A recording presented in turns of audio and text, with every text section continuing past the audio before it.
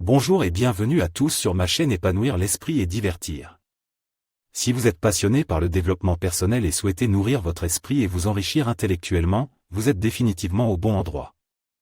N'hésitez pas à cliquer sur le bouton « S'abonner » juste en dessous de cette vidéo pour rejoindre notre communauté et ne rien manquer de nos contenus inspirants. L'art des relations, équilibre, amour-propre et communication. Introduction à l'importance des relations humaines. Dans le tourbillon incessant de la vie moderne, où la technologie et les changements sociaux redéfinissent nos interactions quotidiennes, l'importance des relations humaines demeure un pilier central de notre existence. Ce livre se propose d'explorer la complexité et la beauté de ces relations, en soulignant leur rôle crucial dans notre bien-être émotionnel et mental. Les relations humaines sont l'écho de notre essence la plus profonde. Elles façonnent notre expérience du monde, influencent notre perception de nous-mêmes et déterminent en grande partie notre bonheur et notre satisfaction dans la vie. De la relation que nous entretenons avec nous-mêmes à nos interactions avec les autres, chaque connexion est une pièce unique dans le puzzle complexe de notre existence. Aperçu de la santé mentale et des relations. La santé mentale, un sujet de plus en plus discuté et valorisé dans notre société, est intrinsèquement liée à la qualité de nos relations. Une relation saine avec soi-même est le fondement sur lequel reposent toutes les autres relations. Elle influence notre capacité à établir des liens significatifs avec les autres, à communiquer efficacement et à maintenir un équilibre émotionnel. Dans ce livre, nous aborderons comment les relations, qu'elles soient personnelles, professionnelles ou sociales, jouent un rôle déterminant dans notre santé mentale. Nous explorerons les divers aspects des relations humaines, depuis l'importance de l'amour-propre et de l'autocompassion jusqu'à la gestion des relations interpersonnelles complexes. Ce voyage à travers les méandres des relations humaines vise à offrir des perspectives enrichissantes, des stratégies pratiques et une compréhension plus profonde de l'impact de nos interactions sur notre bien-être global. En fin de compte, ce livre aspire à guider les lecteurs vers des relations plus saines, plus équilibrées et plus épanouissantes. Chapitre 1 – Fondement des relations humaines. Les relations humaines, dans leur essence la plus profonde, sont un tissu complexe de besoins, désirs et aspirations qui façonnent notre existence. Chaque interaction, chaque lien que nous tissons, est une quête pour combler ces besoins fondamentaux, qu'ils soient émotionnels, psychologiques ou même physiques. Comprendre la nature de ces besoins est essentiel pour naviguer dans le labyrinthe des relations humaines avec sagesse et empathie. Au cœur de notre quête relationnelle se trouve le besoin d'appartenance. C'est une force puissante qui nous pousse à chercher des connexions, à tisser des liens avec ceux qui nous entourent. Ce besoin d'appartenance est ancré dans notre nature humaine, il est le reflet de notre désir inné de faire partie d'un groupe, d'être accepté et compris. Il s'agit d'une quête de sécurité émotionnelle, où l'on se sent soutenu, valorisé et aimé. Parallèlement à ce besoin d'appartenance, il y a le besoin d'individualité et d'autonomie. C'est le désir d'être reconnu comme un individu unique, avec ses propres pensées, sentiments et aspirations. Cette tension entre l'appartenance et l'autonomie est au cœur de nombreuses dynamiques relationnelles. D'un côté, nous aspirons à l'intimité et à la connexion, et de l'autre, nous cherchons à préserver notre individualité et notre liberté. Un autre aspect fondamental des relations humaines est la communication. La façon dont nous communiquons, non seulement par nos mots mais aussi par nos actions et nos comportements, façonne la qualité de nos relations.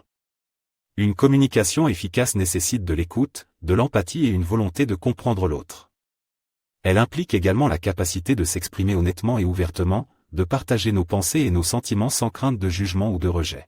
La confiance est un autre pilier des relations humaines. Elle se construit lentement, au fil des interactions et des expériences partagées. La confiance est le fondement sur lequel repose la sécurité émotionnelle dans une relation. Elle permet aux individus de se sentir en sécurité pour se dévoiler, partager leur vulnérabilité et compter sur l'autre. Sans confiance, les relations restent superficielles et fragiles. Le respect mutuel est également crucial. Il s'agit de reconnaître et de valoriser l'autre en tant qu'individu, avec ses propres droits, opinions et sentiments. Le respect implique d'accepter les différences, de faire preuve de tolérance et de ne pas imposer ses propres croyances ou valeurs à l'autre. Dans une relation saine, le respect mutuel crée un environnement où chaque personne se sent valorisée et respectée. L'empathie joue un rôle vital dans les relations humaines. C'est la capacité de se mettre à la place de l'autre, de comprendre ses émotions et ses perspectives. L'empathie permet de créer des liens profonds et significatifs, car elle montre à l'autre qu'il est compris et apprécié. Elle aide à naviguer dans les conflits et les malentendus en offrant une perspective plus nuancée et compassionnelle. La gestion des conflits est une compétence essentielle dans toute relation. Les désaccords et les différences d'opinion sont inévitables, mais la façon dont ils sont gérés peut renforcer ou affaiblir une relation. Une gestion saine des conflits implique l'écoute, la négociation et la recherche de solutions mutuellement bénéfiques. Elle nécessite de mettre de côté l'ego pour se concentrer sur la résolution du problème de manière constructive. Enfin, l'engagement est un aspect crucial des relations durables. Il s'agit de la volonté de rester dans la relation, de travailler sur les défis et de soutenir l'autre dans les bons comme dans les mauvais moments. L'engagement montre un niveau de dévouement et de fidélité qui renforce le lien entre les individus. En résumé, les fondements des relations humaines sont complexes et multidimensionnels. Ils englobent une gamme de besoins, de compétences et de valeurs qui, lorsqu'ils sont compris et cultivés, peuvent mener à des relations profondes, enrichissantes et durables. Ces fondements ne sont pas statiques, ils évoluent et se transforment au fil du temps et des expériences. Comprendre ces fondements est la première étape vers la construction de relations saines et épanouissantes. Chapitre 2, la relation avec soi-même. La relation que nous entretenons avec nous-mêmes est fondamentale, car elle influence toutes les sphères de notre vie, de nos interactions sociales à notre bien-être émotionnel et mental. Ce chapitre approfondit la compréhension de cette relation intrinsèque, en explorant l'importance de l'amour-propre, en distinguant l'amour-propre de l'arrogance, et en détaillant les moyens de construire une relation saine avec soi-même.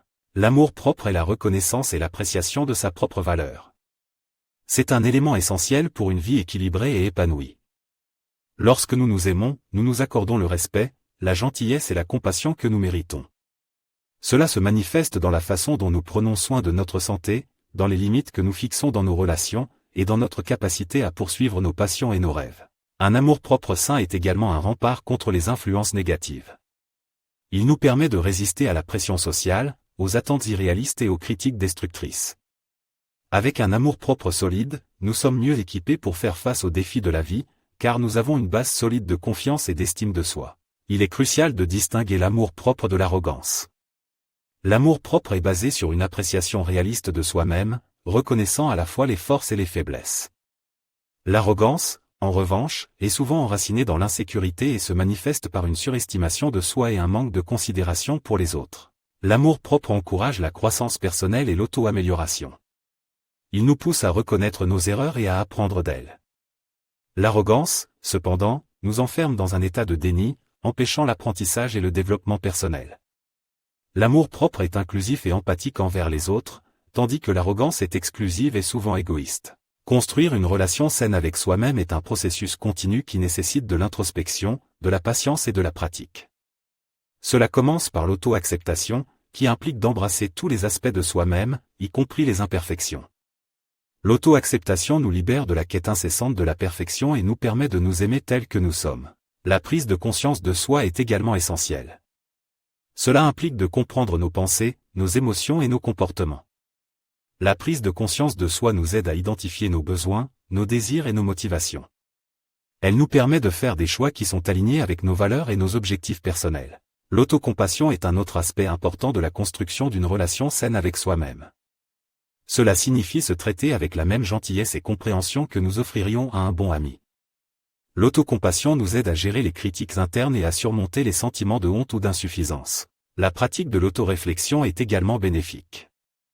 Cela peut inclure des activités comme la méditation, le journaling ou la thérapie.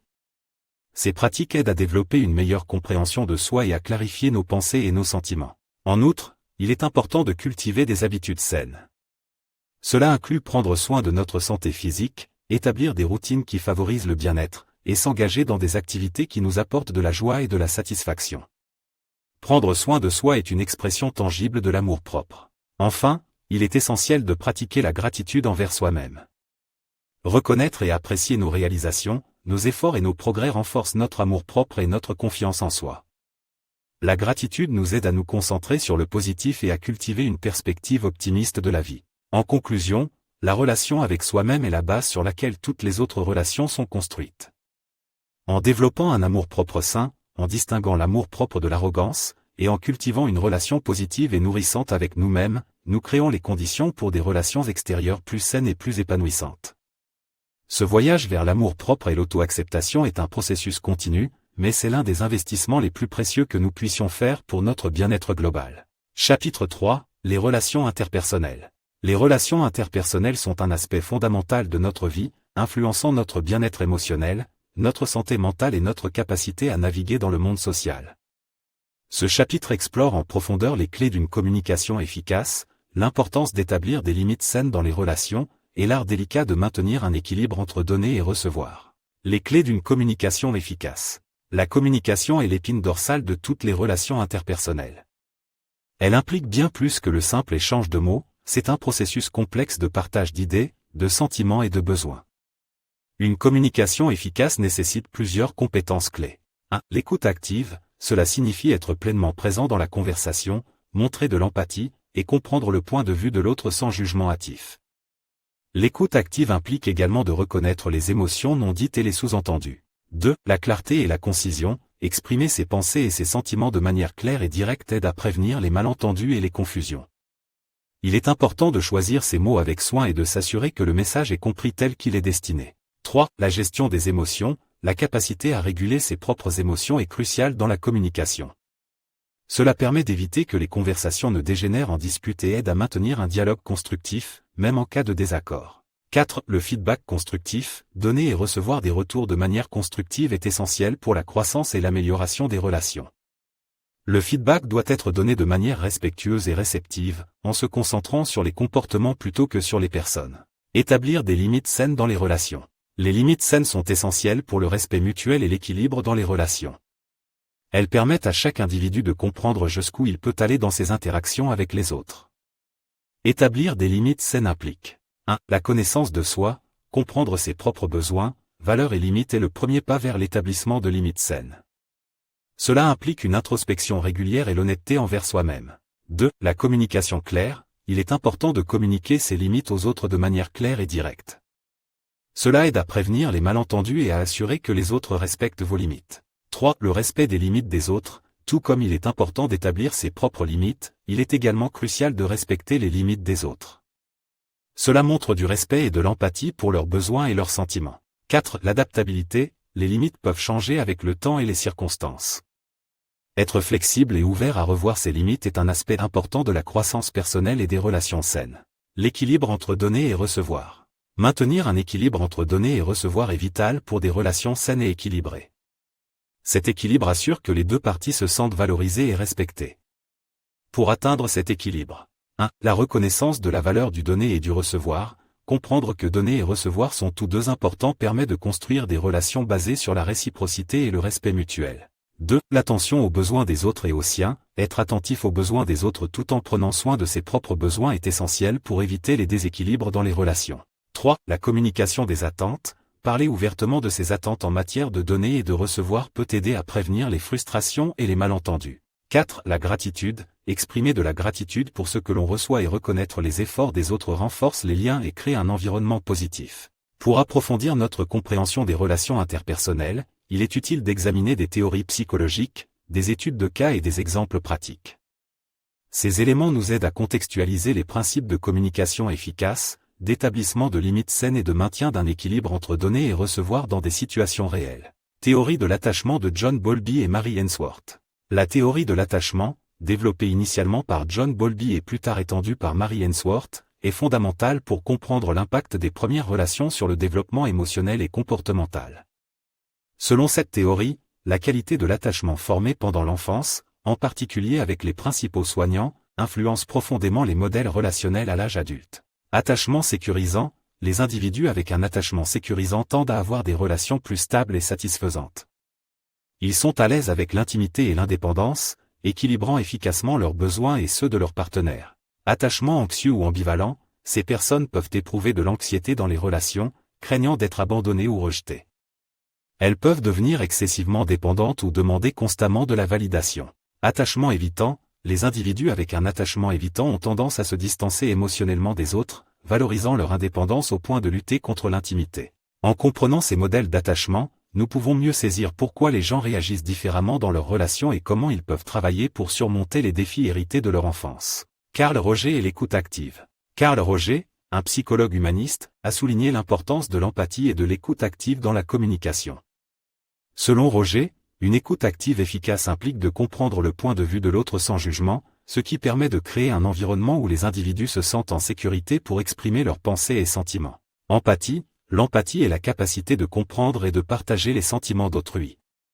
Dans les relations, cela signifie être capable de se mettre à la place de l'autre et de ressentir ce qu'il ressent. Congruence, Roger a également parlé de l'importance de la congruence, ou authenticité, dans la communication. Cela signifie être vrai dans ses expressions et ses actions, ce qui favorise la confiance et l'ouverture dans les relations. Acceptation inconditionnelle, cela implique d'accepter l'autre sans jugement, ce qui renforce l'estime de soi et la confiance. Psychologie sociale, réciprocité et échange social. La psychologie sociale offre des perspectives sur la manière dont les normes culturelles et les attentes influencent nos interactions. Les concepts de réciprocité et d'échange social sont particulièrement pertinents dans les relations interpersonnelles. Réciprocité, ce principe suggère que les gens sont motivés à répondre à la gentillesse par la gentillesse. Dans les relations, cela signifie que les actes de générosité et de soutien sont souvent réciproques, créant un cycle positif de donner et recevoir. Échange social, cette théorie suggère que les relations sont basées sur un système d'échange, où les individus cherchent à maximiser les bénéfices et minimiser les coûts. Les relations sont perçues comme plus satisfaisantes et stables lorsque les deux parties perçoivent un équilibre entre ce qu'elles donnent et ce qu'elles reçoivent. En intégrant ces perspectives théoriques et ces exemples pratiques, nous pouvons enrichir notre compréhension des relations interpersonnelles et développer des stratégies pour améliorer nos interactions avec les autres. Que ce soit dans le cadre familial, amical, professionnel ou romantique, les compétences en communication, la mise en place de limites saines, et l'équilibre entre donner et recevoir sont essentiels pour des relations saines et épanouissantes. En conclusion, les relations interpersonnelles sont un domaine complexe et multifacette de la vie humaine. En comprenant les fondements psychologiques et sociaux de nos interactions, nous pouvons mieux naviguer dans le monde des relations, améliorer notre communication, établir des limites saines, et maintenir un équilibre sain entre donner et recevoir. Ces compétences sont cruciales pour construire des relations enrichissantes et durables, contribuant ainsi à notre bien-être global et à celui de notre entourage. Chapitre 4. Naviguer dans les défis des relations interpersonnelles. Les relations interpersonnelles, si enrichissantes soient-elles, comportent inévitablement leur lot de défis.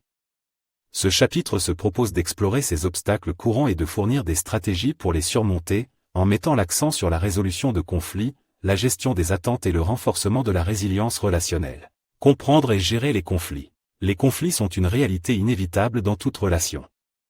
Ils peuvent surgir de divergences d'opinion, de malentendus ou de besoins contradictoires. La gestion efficace des conflits nécessite une approche nuancée réfléchie. La première étape consiste à reconnaître et à accepter que les désaccords sont naturels et ne signifient pas nécessairement une incompatibilité fondamentale. Cette reconnaissance des différences est cruciale pour ouvrir la voie à une résolution constructive. La communication joue un rôle central dans la gestion des conflits. Utiliser des techniques de communication non violentes, telles que l'expression claire de ses propres sentiments et besoins sans accuser ou blâmer l'autre, est essentiel. Cela implique également d'écouter activement et de chercher à comprendre la perspective de l'autre personne, plutôt que de se précipiter pour répondre ou se défendre. Une fois que les deux parties comprennent les points de vue respectifs, il devient possible de travailler ensemble pour trouver des solutions mutuellement bénéfiques. Cela peut impliquer des compromis ou des ajustements des deux côtés, mais l'objectif est de parvenir à une résolution qui respecte les besoins et les désirs de chacun. Gestion des attentes dans les relations. Les attentes non exprimées ou irréalistes sont souvent à l'origine de frustration et de déception dans les relations. Pour maintenir des relations saines, il est crucial de gérer ces attentes de manière proactive. Cela commence par une discussion ouverte sur ce que chaque personne attend de la relation. Cette clarification aide à prévenir les malentendus et les déceptions futures. Il est également important d'être flexible et prêt à ajuster ses attentes en fonction de la réalité de la relation et des circonstances changeantes. Parfois, ce que nous attendons d'une relation n'est pas toujours réalisable ou approprié, et être capable de reconnaître et d'adapter ses attentes est un signe de maturité relationnelle. En outre, une auto-réflexion régulière sur ses propres attentes peut aider à s'assurer qu'elles sont réalistes et équitables. Cela implique de se demander si ce que nous attendons des autres est quelque chose que nous sommes prêts et capables d'offrir en retour.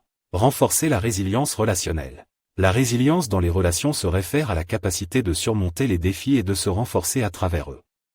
Cela nécessite un soutien mutuel, où les partenaires se soutiennent dans les moments difficiles, renforçant ainsi les liens et la confiance.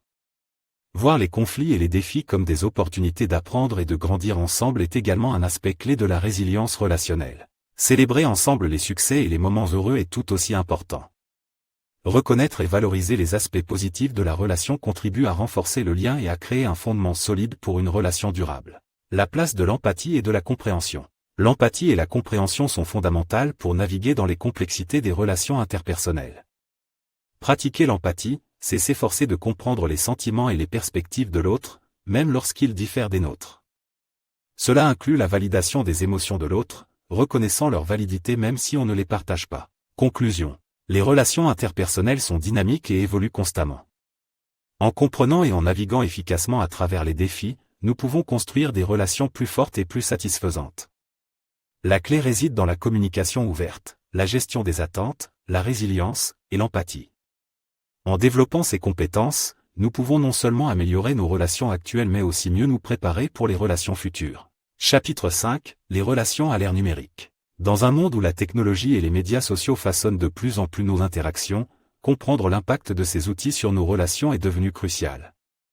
Ce chapitre explore comment les médias sociaux influencent nos relations et offre des stratégies pour naviguer dans le paysage complexe des relations virtuelles et réelles. Les médias sociaux ont révolutionné la façon dont nous communiquons, interagissons et maintenons nos relations. Ils offrent des moyens pratiques de rester en contact avec des amis et des proches éloignés géographiquement, mais ils peuvent aussi créer des illusions de connexion qui ne sont pas toujours authentiques. Les interactions en ligne peuvent parfois remplacer les interactions face à face, ce qui peut conduire à des relations moins profondes et moins significatives. La distinction entre les relations virtuelles et réelles est devenue floue. Les relations en ligne peuvent être enrichissantes, mais elles ne doivent pas remplacer les interactions en personne. Il est important de maintenir un équilibre sain entre les deux. Les relations virtuelles peuvent offrir un soutien et une connexion, mais elles manquent souvent de la profondeur et de la complexité des interactions en personne. Pour maintenir des relations saines à l'ère numérique, il est essentiel d'adopter des stratégies conscientes. Établir des limites, définir des limites claires sur le temps passé sur les médias sociaux peut aider à prévenir la surcharge d'informations et la dépendance. Prioriser les interactions en personne, s'efforcer de privilégier les rencontres en personne pour des relations plus profondes et plus significatives. Utiliser les médias sociaux de manière positive, s'engager de manière constructive et positive en ligne, en évitant les comparaisons et la négativité. Les médias sociaux peuvent également présenter des défis uniques, tels que la gestion de l'image de soi en ligne, la comparaison avec les autres, et la surcharge d'informations. Il est important d'être conscient de ces défis et de développer des stratégies pour les gérer efficacement. Conclusion. Les médias sociaux et la technologie sont des outils puissants qui ont transformé la façon dont nous interagissons et maintenons nos relations. En comprenant leur impact et en adoptant des stratégies conscientes, nous pouvons naviguer avec succès dans le paysage complexe des relations à l'ère numérique, en tirant le meilleur parti des avantages qu'ils offrent tout en minimisant leurs inconvénients. Chapitre 5. Relations professionnelles et personnelles. Dans le monde professionnel contemporain, la gestion des relations professionnelles et personnelles est un art délicat qui nécessite une compréhension profonde des dynamiques humaines et organisationnelles. La communication efficace, la résolution de conflits, le développement de la confiance et du respect mutuel, ainsi que le leadership et l'influence sont les piliers de cette gestion. La communication dans le milieu professionnel va au-delà de l'échange d'informations, elle englobe l'écoute active, la compréhension des perspectives d'autrui et une réponse appropriée. Les techniques de communication efficaces, telles que l'écoute empathique et la communication non violente, jouent un rôle crucial dans la création d'un dialogue constructif et ouvert. Elles permettent de dépasser les simples échanges d'informations pour établir des relations de travail plus profondes et plus significatives. La résolution de conflits est également un aspect essentiel de la gestion des relations professionnelles. Les conflits, inévitables dans tout environnement de travail, lorsqu'ils sont gérés de manière constructive, peuvent devenir des opportunités de croissance et d'innovation. Cela nécessite une compréhension des causes sous-jacentes des conflits et une approche collaborative pour les résoudre, en travaillant vers des solutions qui bénéficient à toutes les parties impliquées. La confiance et le respect mutuel sont la base de toute relation professionnelle saine. Ils se construisent à travers la cohérence, la fiabilité, l'intégrité et le respect. Un environnement de travail où règne la confiance encourage non seulement la collaboration et l'innovation, mais aussi l'engagement et la motivation des employés. Le leadership joue un rôle crucial dans la gestion des relations professionnelles. Un leadership efficace ne se limite pas à diriger une équipe vers des objectifs communs, il implique également d'influencer positivement les autres, de motiver et d'inspirer les équipes, et de promouvoir une culture d'entreprise positive. Cela nécessite une compréhension des dynamiques de groupe, une capacité à reconnaître et à répondre aux besoins des employés, et une vision claire pour guider l'équipe. La dynamique des relations entre les sexes dans le milieu professionnel est un domaine complexe et souvent délicat. La promotion de l'égalité des sexes et de l'inclusion est essentielle pour assurer que tous les employés, quel que soit leur sexe, aient accès aux mêmes opportunités et se sentent valorisés et respectés. La prévention du harcèlement sexuel et des comportements inappropriés est également cruciale pour maintenir un environnement de travail sûr et respectueux. La sensibilisation aux biais inconscients est un autre aspect important de la gestion des relations entre les sexes au travail. Les biais inconscients peuvent influencer les décisions et les interactions, et travailler activement à les réduire est essentiel pour créer un environnement de travail équitable et inclusif. La promotion de la diversité des perspectives et des expériences enrichit l'environnement de travail, valorisant et tirant parti des différentes perspectives que les employés de tous les sexes apportent à l'organisation. Enfin, la gestion des dynamiques de pouvoir liées au genre est un élément crucial pour assurer l'équité et le respect pour tous les employés. Reconnaître ces dynamiques et travailler à les équilibrer est essentiel pour créer un milieu de travail où chaque individu, indépendamment de son sexe, peut s'épanouir et contribuer pleinement. Chapitre 6. Relations familiales et amoureuses. Dans le tissu complexe des relations humaines, les relations familiales et amoureuses occupent une place centrale. Ces relations, fondées sur l'amour, le respect mutuel et la compréhension, sont essentielles pour notre bien-être émotionnel et psychologique. Elles nécessitent un engagement continu, une communication efficace et une capacité à résoudre les conflits de manière constructive. Les fondements d'une relation de couple saine résident dans la compréhension et le respect des besoins et des attentes de chacun. Cela implique une écoute attentive, une empathie profonde et une volonté de grandir ensemble. Dans une relation saine, les partenaires se soutiennent mutuellement dans leurs aspirations et défis, tout en respectant leur individualité et leur espace personnel. Cette dynamique crée un équilibre où l'intimité et l'indépendance coexistent harmonieusement. La communication joue un rôle crucial dans le maintien et le renforcement des relations amoureuses. Une communication ouverte et honnête permet non seulement de partager des pensées et des sentiments, mais aussi de résoudre les malentendus et les conflits qui peuvent survenir. Il est important que les partenaires se sentent en sécurité pour exprimer leurs préoccupations, leurs peurs et leurs désirs sans crainte de jugement ou de rejet. Cette transparence crée un climat de confiance et de compréhension mutuelle. La résolution de conflits dans le mariage ou toute relation amoureuse est une compétence essentielle. Les désaccords sont inévitables, mais la manière dont ils sont gérés peut soit renforcer soit affaiblir la relation. Approcher les conflits avec une attitude de résolution plutôt que de confrontation favorise un dialogue constructif. Il est important de reconnaître et de valider les sentiments de l'autre, de chercher des solutions mutuellement satisfaisantes et d'apprendre de chaque expérience pour éviter la répétition des mêmes erreurs. En outre, le maintien de l'intimité émotionnelle et physique est un aspect vital des relations amoureuses. Cela nécessite un effort conscient pour rester connecté, partager des expériences et maintenir une vie sexuelle épanouissante.